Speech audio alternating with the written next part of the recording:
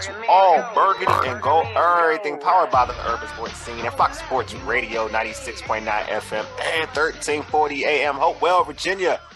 I'm geeked. That's what I'm talking about. Let's go. It's the Washington Commanders post-game show. The Commanders defeated the Philadelphia Eagles 32-21. Before this game started, the Eagles were undefeated. They ain't no more. The Commanders took them out of there. I'm Wole and I'm here with the homie Glenn. What's good, Glenn? Nothing much, man. It's just good to see Commanders. You always know there's always a trap game of the season, right? There's always a trap game, and this was a trap game for the Philadelphia Eagles, right? The Philadelphia Eagles came 8-0. I'm just ready to talk about the Washington Commanders, man. And somewhere right now, the 1972 Dolphins is popping champagne. Oh, I know that's right, man. Hey. Before we get into the details of this show, subscribe to our podcast on Spotify, Stitcher, iTunes, Google Podcasts. Just search All Burgundy and Go Errrything. Also tweet us at ABG_Errrything and hit us up on IG at ABG_Errrything and like our All Burgundy and Go Errrything Facebook page. Make sure you subscribe to our All Burgundy and Go Errrything YouTube channel as well, man. Let's get right into it, Glenn. I mentioned this, the Commanders beat the Eagles 32-21. What were your thoughts on this game, my man? They ran the football, even though they ran the football 49 times. All right, they ran the football. And that's one thing that you asked them to do, control the clock. You got a team as explosive, the Philadelphia Eagles. You want to keep Jalen Hurts off the football field. You wanted to keep that Eagles offense off the football field. We saw glimpses of how quick this Philadelphia Eagle team can score, right? Yeah. And the Washington defense because they were pursued and they pressured, they got lucky. They got lucky. There was one pass in the fourth quarter, where I can't remember the name of the receiver number 16 for the Philadelphia Eagles. Oh, Watkins. Watkins picked the ball up and he was wide open. Let's be you're talking about with the forced fumble by St. Juice. Yeah, Watkins was wide open. Yeah. All right, Watkins gets up because he wasn't touched. And St. Juice makes a great play, right? And they still almost not recover the football. If the Eagles had somebody else in the realm or in the range, Washington may not come with the ball. But that's what it was all night.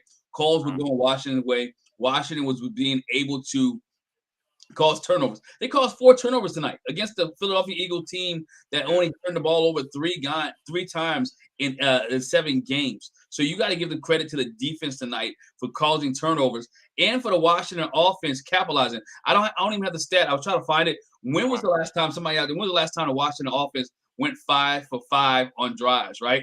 5 drives, 5 scores. Only Tressway only punted once tonight. That's what you're looking for from the Washington offense and the defense. I said a couple of weeks ago they needed to have a complete game. I think this was one of the first complete games that the Washington Commanders had all year long. I definitely in the first half was a complete game. You had great play calling by Scott Turner in the first half. I'm gonna give him credit. He finally listens to folks. He ran the football. You ran it with Robinson, who I thought this was his best game. He was physical, man. Like he had a burst. He was leaning forward. It's like he made moves that with intent, and I liked it. You know what I mean? Gibson was doing normal Gibson stuff. I just felt like the two-headed monster running the football, like they imposed their will, winning the time of possession. This is something we saw in that winning streak. Is when they hold the ball and have that time, win the time of possession, it makes it hard for a team to to maximize their opportunity and scoring points, and the defense is resting there ready to go at it. And especially when you win in it, and I said this on a prior podcast, that if you win the time of possession against this Eagles team that wants to run the football, that it's helping you out because they're not as explosive throwing the football like say you're playing against a Patrick Mahomes or Josh Allen, those individuals. This offense is a methodical defense. Yeah, they like to get Jalen Hurts out there, but they like to use Jalen Hurts' legs. So when you get them in a situation where now they got to throw the ball and get quick points, and knowing that you're winning that time of possession, that was valuable to this game. To me, that was a key element to this game. And also, shout out to Joey Slye, man. Like, what he did for this team, making that 58-yard field goal before the end of the half. That 55, I thought Ron should have punted, but he went for the field goal and he kicked that 55-yard field goal. True, I thought to me that dude deserves like the game ball, in my opinion. And that makes a big difference right there. With that one right there, the 55-yarder late in the fourth quarter, it makes it a touchdown game. You have to score a touchdown now, right? You just can't go down the field and get a field goal. and win the game by 1. So you had to get a touchdown. One thing that was alarming or that really stood out tonight too, you said the time of possession. Time of possession. Just want to give you guys the numbers so you guys can understand the time of possession for this Washington Commanders team. It was 40 minutes and 24 seconds, right? That the Washington Commanders held the football. 40 minutes and 24 seconds. That means the Philadelphia Eagles only held the ball for 19 minutes and 36 seconds. That means their defense was on the field for 40 minutes and 24 seconds. The Washington Commanders were 12 for 21 on third down. This was a team that we was talking about in the first 5 games that could not convert on third down to save their life. Scott Turner was throwing the ball when he should be running the ball. But tonight, the Washington Commanders was 12 for 21, which was I thought was big there. I just still didn't like one third down play that he called. It was the 3rd and 3, the interception that Taylor Heineke threw. I thought Washington could have had the opportunity to run the football there. That was a big, could have went up 2 scores, but nonetheless, things happen. Washington Commanders, and that was big to me. Just the time of possession. We talked about it, being able to control the clock and stay on the football field and wear this Philadelphia defense down and this high explosive offense, because again, they have been scoring in bunches. They've been scoring in bunches. So it was good tonight to see a game. And this is one of the nights I think I talked about a couple of weeks ago when you were offensive coordinator getting into your groove. We saw Scott Turner get into his groove. He mixed it up enough. Whether it was play action, whether it was down the field, whether it was the jet sweeps to Curtis Samuel, which we saw a lot of in the second half. Where Curtis Samuel was able to go back to his running back days and become a running back. So it was things that Scott Turner was able to do. I don't like the fact they was trying to compare him to his dad because he's not his father. I didn't like that. but tonight was a good night for Scott Turner and the Washington Commanders offense. 2 for 3 in the red zone, and it was 1-on-1 on 4th down. So it was one of those days that Ron Rivera rolled the dice and was able to get it. Yeah, I thought of. So, Glenn, what were your thoughts on this? Like the overall play of the defense. You know what I mean? Initially, how it started. There's a fumble. Eagles take advantage, score a touchdown, but after that, they kind of buckle down. They give up a touchdown too. I think they give up a touchdown in the second drive, but after that, they seem to kind of find their groove. But to you, what was your thoughts on the defense and how they played? I thought defense played well. It was again bend don't break, right? Bend don't break. I think penalties has helped this defense tonight. I talked about the one with Watkins, right? There was I can't remember. There was another one where there was a legal man downfield or something. Holding call. Yeah, a holding call when Hurts got loose. And so again, this defense was in the right spot. They put pressure. Montez Sweat, a big play in the 4th quarter, getting a stack on Jalen Hurts. They closed the pocket, covered secondary. Did a good job today in coverage for the most part, making Jalen Hurts look to the second, third, his third option, and not being able to take off and run. I thought the corners and safeties did a good. They don't get talked about a lot. Did a great job tonight coming up and making tackles on Jalen Hurts when he was trying to get out and run. We saw St. Juice come down and make a tackle. Cam Carroll came down and made a tackle. So it was good to keep Jalen Hurts in the box. So I thought this defense as a whole played well. And I'm going to say this, and y'all can make me mad at me. They played well without Chase Young. Look, man, it ain't about Chase. It ain't about Chase. I know it's not, but this defense, we talk about this defense, and everybody talk about the defense. The defense for the last four games have played very well, maybe 5 games. And this Washington team is, think about it, and we really look at it, the Washington team is 4 out of their last 5. They won 4 out of the last 5 and should be 5 for 5 if you take away the Minnesota thing from last week. Yeah. Giving up 13 points in 3 minutes.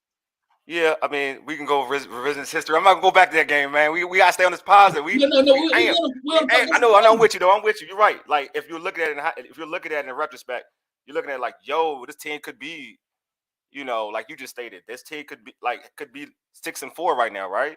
They'd be 6-4.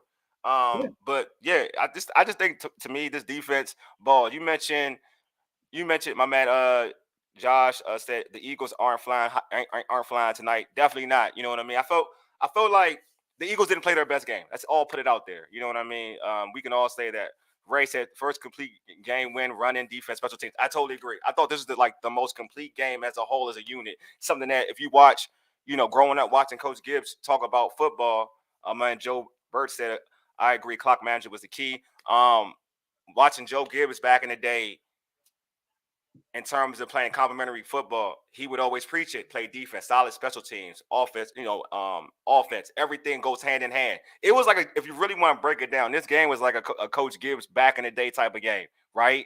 winning the time of possession, playing solid defense, great special teams. It was amazing. Like in terms of playing winning football, they did what they had to do to win to play a winning football game. But to the defense, I just thought so many people were flying to the football. I thought you saw uh, my man Davis making plays, running to the football. Kendall Fuller continues to improve ever since the release of William Jackson III. To me, he's got his swag back the last 2 weeks. You saw Kendall Fuller. I ain't gonna need trash him anymore. Like he got his swag back. This is the old Kendall Fuller. Like we're accustomed to seeing, playing his zone, jumping it. Like he's alert. You know what I mean? Yeah. It feels like he knows his keys and he's there. St. Juice, he gets beat, but he's still growing. He's still learning. Like you mentioned, to play the Watkins, he got beat by Watkins. He got beat bad, but he didn't give up on a play, and he created that fumble, and Derek Forrest picked it up. The fumble forced by I want to say Two Hill forced that fumble, which on the face mask play. Mm-hmm. Just they're making plays. You know what I'm saying? Like the interception that Forrest had. Like still, being in the right place. Even though I feel like I felt like Brown couldn't have made that catch because he hit him in the hands, but Forrest was still there. Johnny on the spot, interception. I just felt like the defense was alert. You know what I'm saying? Like everything wasn't going their way. They started off rough because, again, a turnover, but they still turned it around. And to me, like the game plan helped out tremendously with the time of possession. You see, I always said this. You see, when this Washington defense is fresh, they can make plays. They can stop people. Like, what do we always clamor for? Like, when your defense is out there, we need you to make a stop. That drive. Jalen Hurts is ready to drive the field. It's third down. You need to make a play. Who makes the play? Montez Sweat. We talk about big dudes making play. Your big time players making big plays in key situations. People clamor about. They cry about Sweat. Where are you at, Sweat? Sweat in one of the biggest games Monday night. An undefeated team. Jalen Hurts ready to drive it down the field. Sweat gets the key sack. I'm just saying, like, to me, if I'm a defensive player, if I'm Jack Del Rio, I'm like, yo, that's how I want y'all to play ball. That's what I want from you all. But and one thing about that, we talked about Jack Del Rio has changed the defense around. We look at the beginning of the year, this defense was getting kind of torched a little bit in the secondary with the quarterbacks they were playing against. And so the team has gotten better because of what you mentioned. William Jackson is no longer there. Cam Curl, who comes back off of injury, right? That Cam Curl that comes back. Kendall Fuller stepping up his game, that's there. So you see a lot of guys. Jamin Davis playing in the middle, right? And being the beast without Holcomb. James Davis led the team again tonight in tackles. The guy is starting to get it, starting to be what the Washington Commanders wanted him to be last year when he got picked as the number 1 pick. So you starting seeing this defensive gel. Now, am I crazy enough to say this team is a playoff team yet? No, they're not. They're not there right now. All right, because there's still some issue at quarterback. And I know what we celebrating tonight is a win, but there's still some issue at the quarterback position. He does not bend or break, but there's some questionable things that Taylor Heineke does that can hurt this offense. They scored a lot of points tonight, but again, a lot of that to me was because defense gave them a chance to win the game. Joey Sly had a great job as kicking. They still they're 2 for 3 in the red zone tonight. But again, there were still some questionable play calls. If you were to Washington offense, they scored on 5 out of 5 drives with field goals. Good teams score 5 touchdowns. And I'm not trying to be funny. Kansas City, the team that you want to catch, Kansas City scores 5 touchdowns, right? And 35.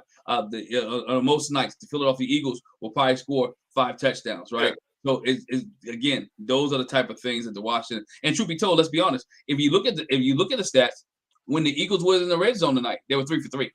Yeah, I mean, you're supposed to. I feel like, but there's some certain things they could have done. Running the football, they decided to throw the football in them situations. But at the end of the day, like, no one's perfect. This team is what this team is. But in terms of staying true to their identity, I feel like in terms of Taylor Heineke, and I'll give you this question, Glenn, for you. What were your thoughts on Heineke's performance? One thing came to mind. He's the guy that can move, right? Yes. He was able to keep the ball, keep things alive, keep things alive. He's getting better and as football awareness, right? Taking the knee in the 4th quarter late, that was huge. He didn't throw the ball. He didn't force anything, right? He didn't throw an ill-advised interception. He did, though. That one, the terror was ill-advised. But go ahead. I'm gonna tell you why it was ill-advised. Because again, there's some things he still can't read. He can't read the safety over the top. Yeah, he can't read. Yeah, he can't see the safety. I'm gonna put it that way. I don't think he can see this. I don't think he saw the safety sitting back there. I think he thought Terry was wide open 1-on-1 and didn't see the safety that was coming from the middle of the field. You got a too high safety there. So again, I think he didn't see it. Not that he didn't recognize where he was supposed to go. But just smartness, taking the knee that caused a 15-yard penalty. But again, it was smart. It was smart. Even though the Eagle player was trying to hold up, again, it was a penalty. He gave himself up. That was going to keep the clock running. It made Philadelphia either make a decision: do we take a timeout, or do we let this bad boy run?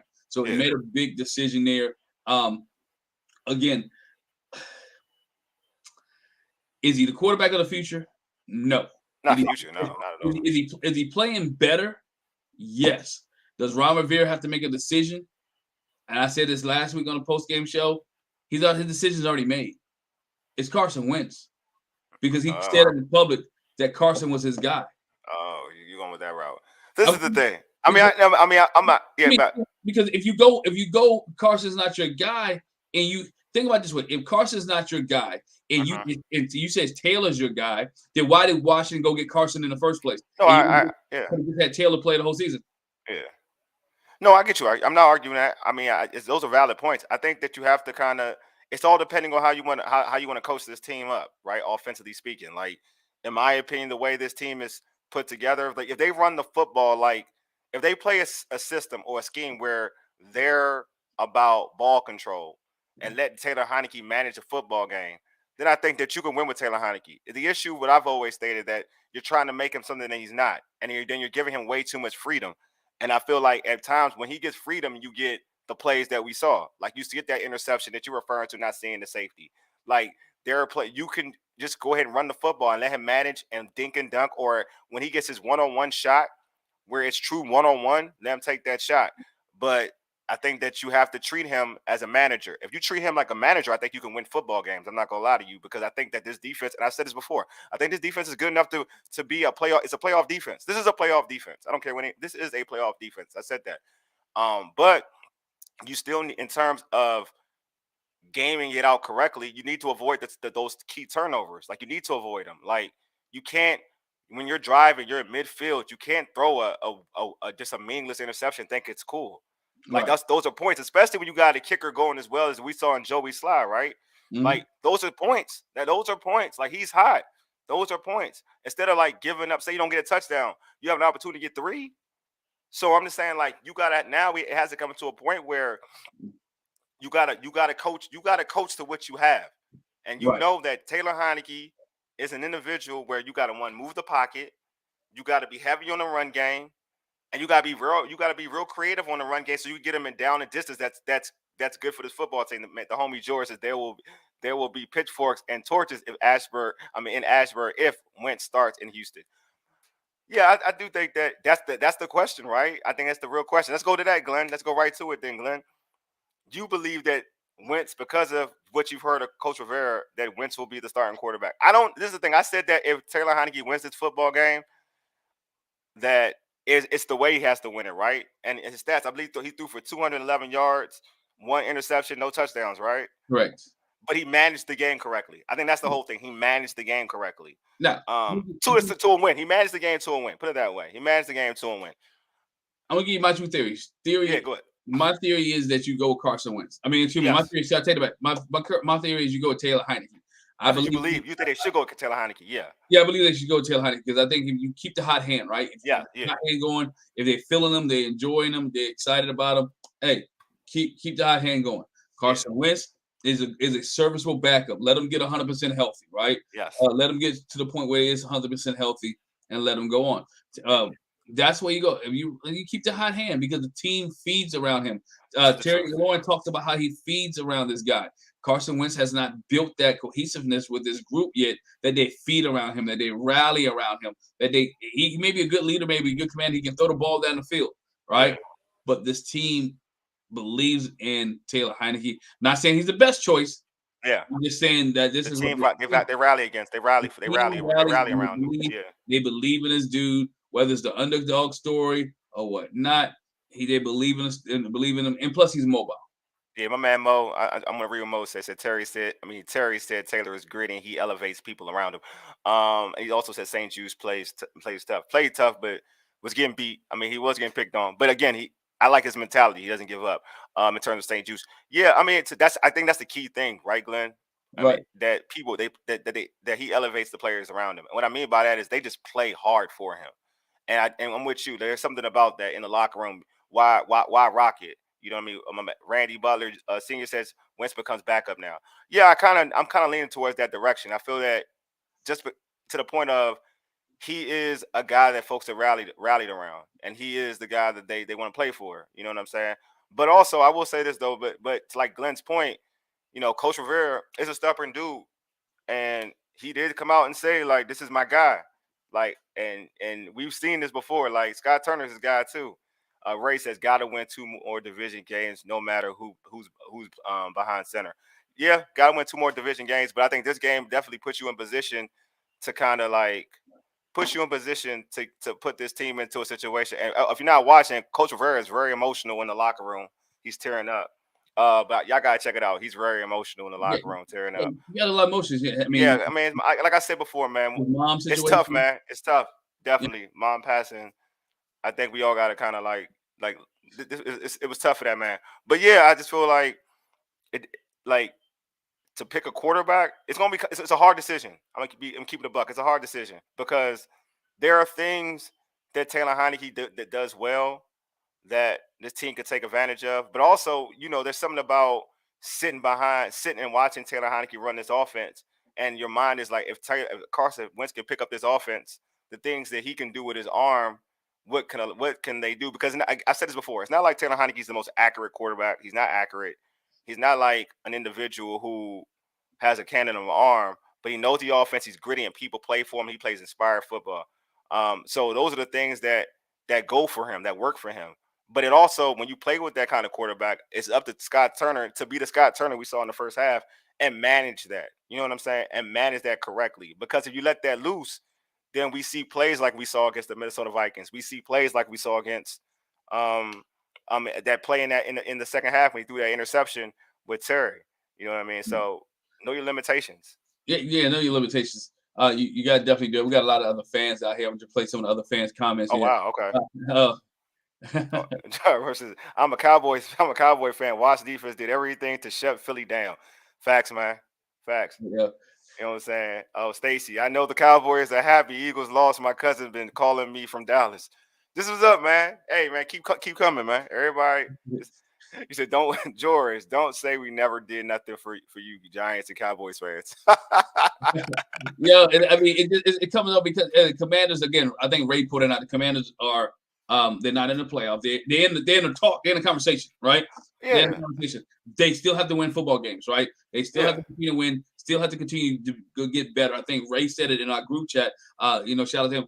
This is what most people always wanted to see, a competitive Commanders team. yeah. The team was real competitive tonight. They competed. They on all facets of football. You saw the energy. They rallied around each other. They did, man. I You watched saw it. I watched the sideline, right? When something happened that was good, this team was supporting each other. It was building Yeah, that man. family. Then maybe Yeah. what Juan doing, he's building that family. In spite of everything else that's going on around this team, think about, I just really want to put in perspective everything that's going on in the front office about rumors about the team Yeah. being sold and all that. Facts. This team could have folded it in, but they Hmm. won the last 4 out of 5. No, it's facts. These are all facts.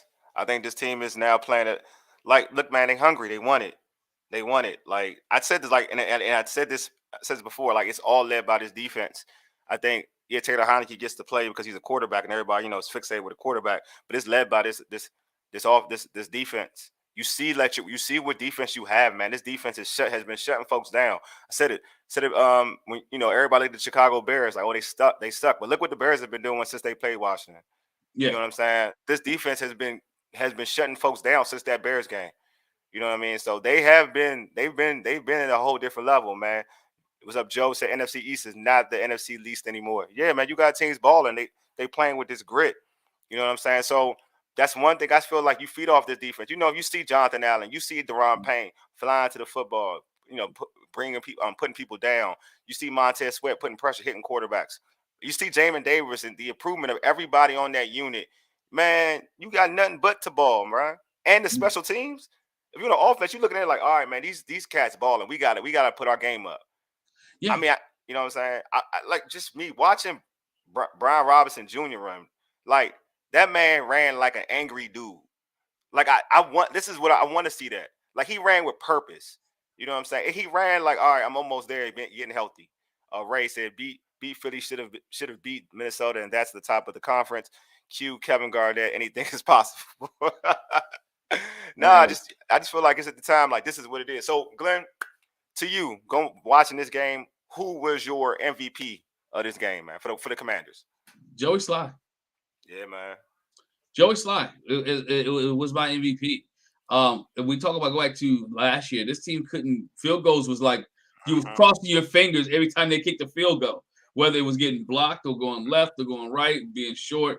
I think Joey Sly and Tressway, man. Tressway got a lot of those snaps down and was able to get Joey Sly. Some bad snaps too, bro. Right? They may not have punted tonight, but Joey Tressway did have a role in this Washington Commanders win.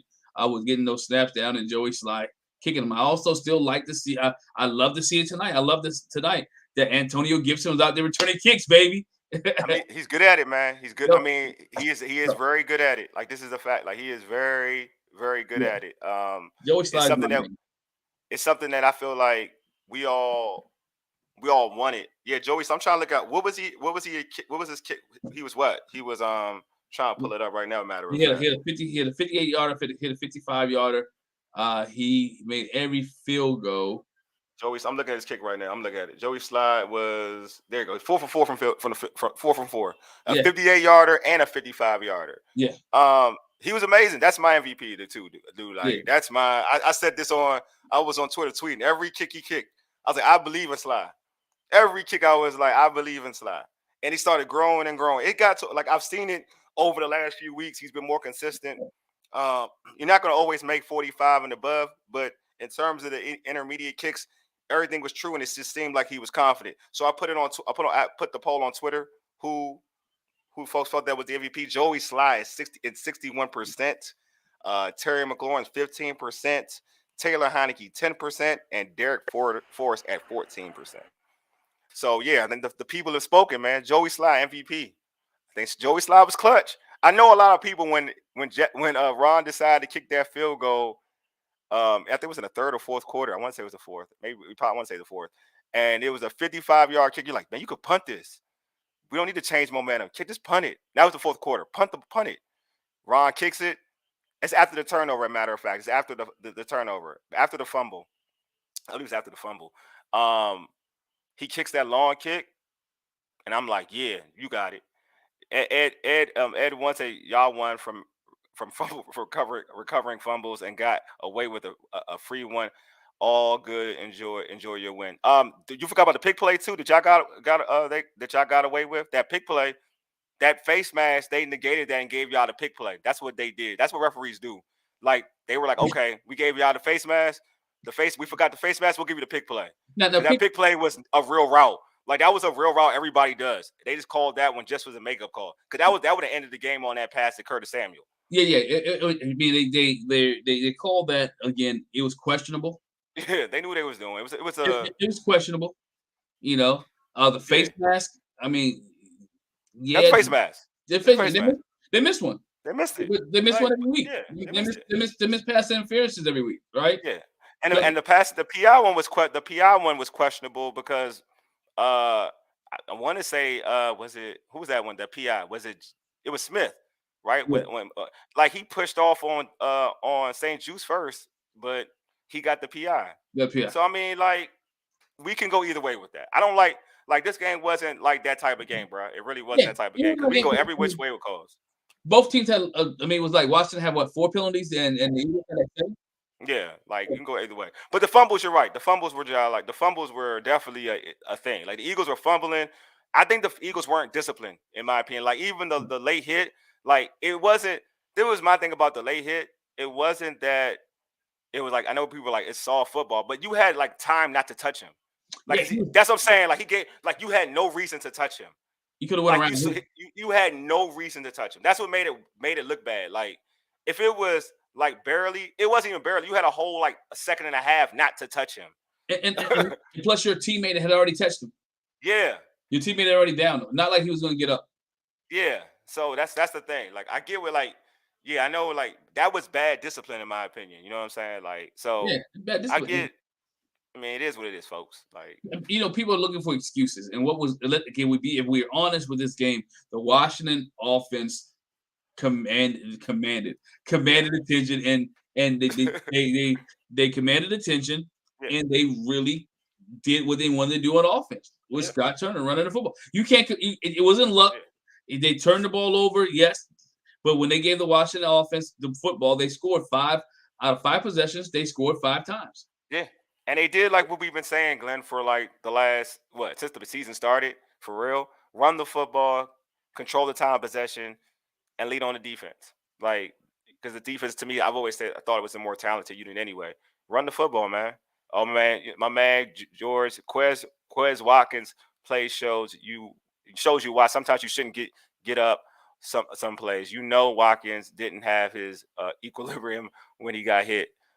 Good point. Good point. He was trying to make a play. He's trying to make a touchdown though. I feel him like he gets back up. He's thinking he could score. He's fast enough. I mean, I get it. I wouldn't stay down. I would get up and try to score too. Like I wouldn't even. Me too. Yeah. He thought truth be told, he thought he had to do burn so bad he can get up and score a touchdown. And if you know, I mean, Quez Watkins is fast as you know what. So he probably thought all I gotta do is get my first step going, and I'm gonna score. So St. Juice made a play. I mean, he did what he made a play. He just didn't quit on the. He didn't quit on the play. That's one of the plays you show your high school kids, right? If you're a coach out there watching us, or you rec coach, those are one of the plays you show your kids. And I'll get it from there when St. Juice runs them down and causes a fumble. Don't quit on the play because you get beat and you get burnt. Don't quit on the play, and that's what St. Juice showed Washington Commanders tonight in the organization. He's not going to quit on the play. Yeah, this was like definitely. But so we talked about the positive. We geeked. We are happy. We're excited as because Glenn and I are on this show are the Commanders fans of the show. But for you, Glenn, what are some of the negatives, man? What are something that Ron Rivera can look at and say, I didn't like this, I didn't like that. To me, I said it, and you said running by committee. They still need to get a 100-yard rusher. I think you still need to get a 100-yard rusher. I think. Yeah, individually. You ran the ball 49 times. Yes, that's great. But you average 3.1 yards per carry. I'm cool with that. That is good. You don't have that dominant running back, right? We run it back by committee. That's fine. But I still think if this team wants to be a continued playoff team, they need to run the ball a little bit more effective. 49 times is not going to get it. Whoever the quarterback is, Taylor Heineke or Carson Wentz, is going to have to be able to throw the ball. Yeah. But to me, that was a negative for me. Just not being able to establish a solid runner. Yeah.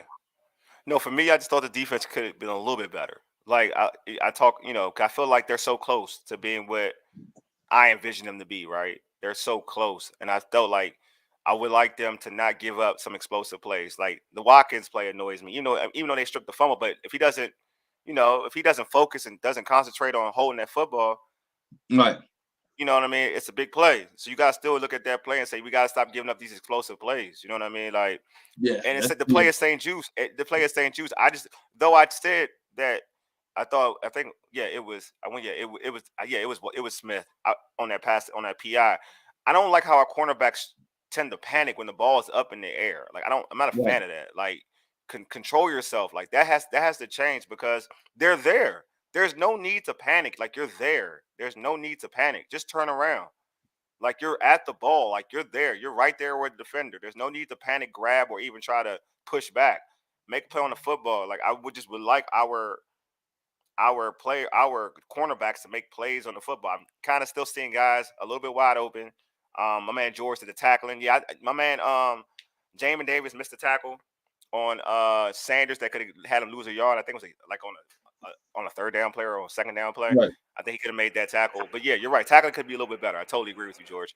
But to me, I just wanted just to clean up some things defensively. Offensively, I think it's the play call in the second half. I think Scott Turner kind of got back into his bag. He was trying to throw the ball. I felt like you got to know what you're doing. If second you run the ball on first down, this is when they kick that field goal you're talking about. You run the ball on first down. Then you try to do a play action, and they get pressure on you. Then on third down, I think they sack you or something. It may be a sack or something like that. It was a sack, right? I'm like, no, let's not do this. Let's not do this. Let's run the football.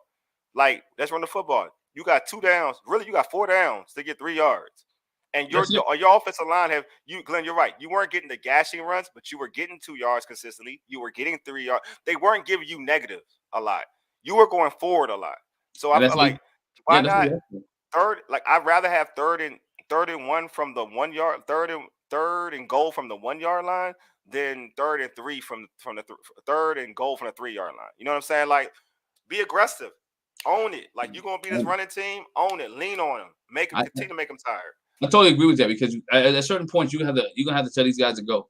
And you try to make a statement. It's the big stage, man. It's Monday Night Football. Yeah. Everybody's watching, right? Yep. Everybody watching the big stage. Make a statement. Run the ball in down the Philadelphia Eagles' throat. I think we saw teams tonight. We're going to look at this, how this Washington Commanders were able to handle the Philadelphia Eagles. And we're going to see blueprints of this coming down the road.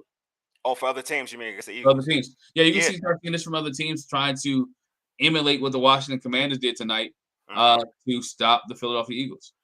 It's gonna be hard, man. A lot of teams don't got defense like the Washington Commanders. I will say this: they don't got playmakers like the Washington has on that front four.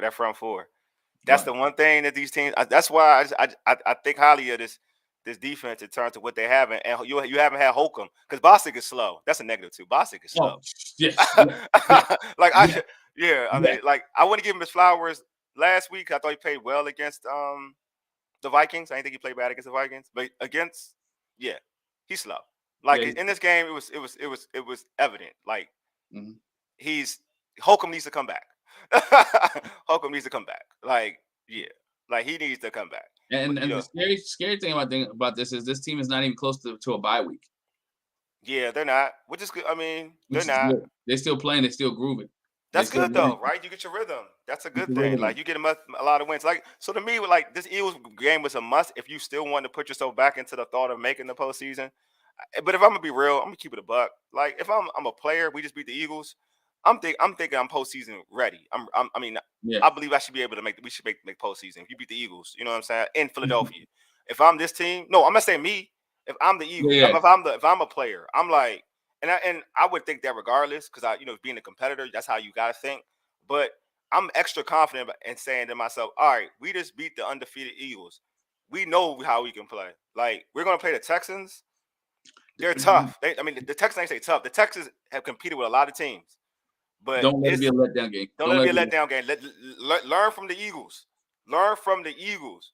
They let this game be a letdown game. Learn from the Eagles. Put it on your side and say, you know what? This ain't going to be a letdown game. We're going to ball out this game. We're going to show the Texans that we are the supreme team between the two. And also, I'll get shot. I keep thinking about this. I'm sure I can't pull it up. I hope anybody who's listening, Ron Rivera is pretty good on primetime. Like, I think he is for Washington Commanders, he is very good on primetime. I feel like he's won a lot of primetime games for the Washington Commanders. Well, I do know he beat 2 undefeated teams. He beat the Pittsburgh Steelers. He beat the Philadelphia Eagles. So. Thursday night he's beating the Bears. He's really good on primetime for the Commanders. If whoever's listening to the show, I don't have the stat, didn't look for it, didn't try to look for it. But I'm interested to know Ron Rivera's like prime time. He beat the Seattle Seahawks too on prime time, I believe. I think he did. Don't quote me. I think he did though. Him on prime time is freaking. I'll give Coach Rivera credit. Prime time Ron. That's what I'm gonna call you. Right. Because I think Washington fans shouldn't be scared of Ron Rivera on prime time. I think you should be quite confident on Ron Rivera during prime time. But hey, man, this has been a dope day. I'm kind of boosted. Probably gonna celebrate some more before I go. I got work tomorrow. There's a lot of things I'm probably going to do. I ain't probably going to sleep right. You know what I mean? Yeah. Before we go, one question. Go ahead, bro. I want to ask you, since we're talking about Ron Rivera. Yeah.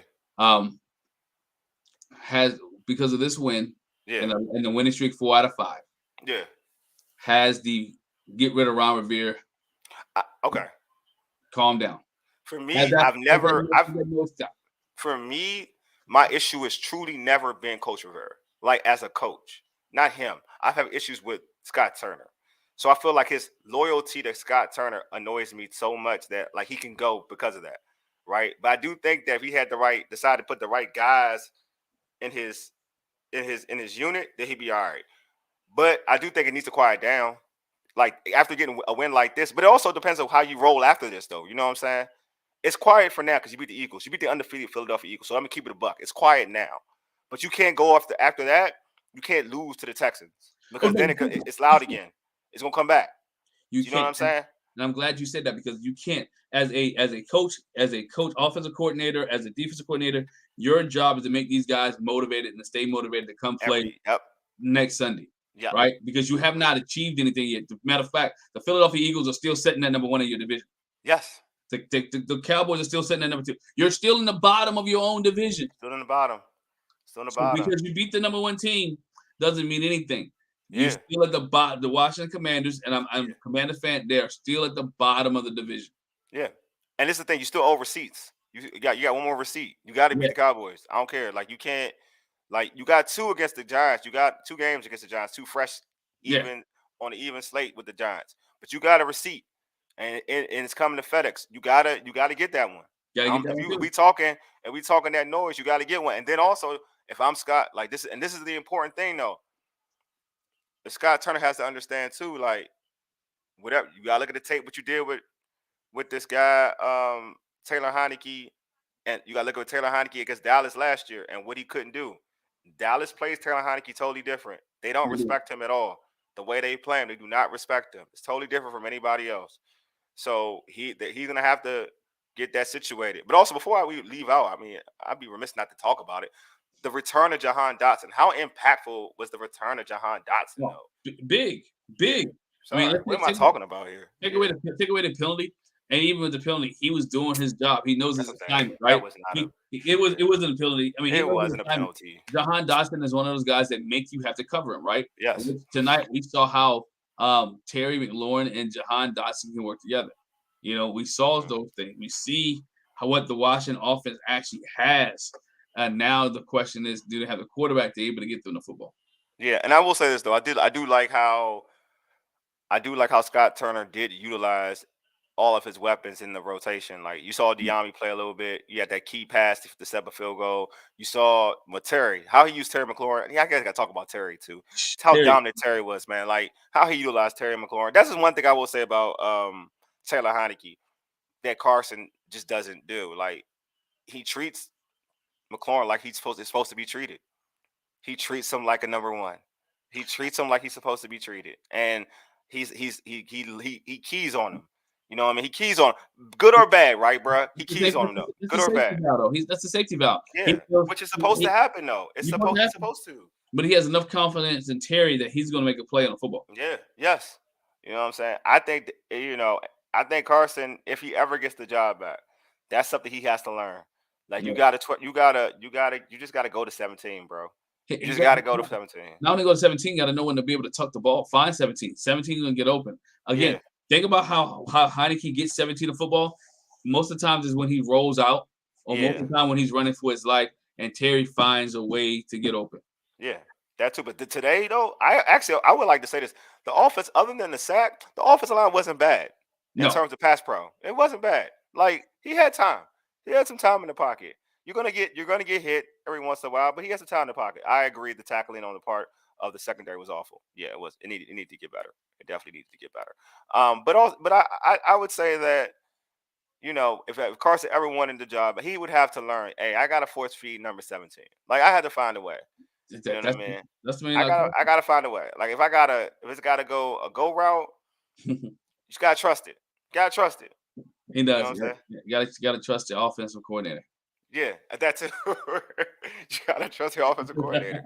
This is all true. This is all true. It is. But I do think that there's a lot of good that came out of it. And for the Heineke Hive, you know what I'm saying? This is a good one for you all. But I don't think it's the best game in the world. But it's a good one because it resulted in a victory. And also he managed the football game.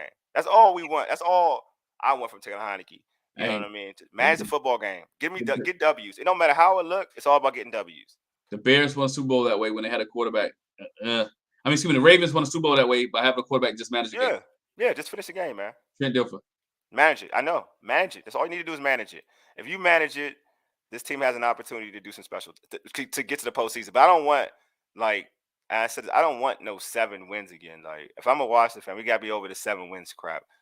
All right, 7 wins ain't nothing. Like 7 it's wins. time to Yeah. nah. And they got if they want to be where they want to be at when they want to get at, they got to get some W's that folks ain't expect. This is one of them, right? This is one of them. And then going on this season, like the Cowboys game is another one because now That's they gotta get that one if they want to start doing things to really uplift this fan base, right? they gotta get the They Giants. got to they gotta get those. You know, get those wins. Then we could talk about something totally different, you know what I mean, for this football team. But hey, this has been a dope show. Hey, subscribe to our podcast on Spotify, Stitcher, iTunes, or Google Podcasts. Just search All Burgundy and go Errrything. Also tweet us at ABG_Errrything. Hit us up on IG at ABG_Errrything. And like our All Burgundy and Go Errrything Facebook page. Don't forget to subscribe to our All Burgundy and Go Errrything YouTube channel as well, man. This has been a dope show. I ain't gonna do no song, outro, and nothing like that. I just want to say, like, hey, Glenn, it's been dope. We back, baby. We competitive again. Yeah. All I want to do, like Ray said, all I want this team to do is compete, and they competing. You know what I'm saying? So, hey, thanks for everybody for tuning in. We out.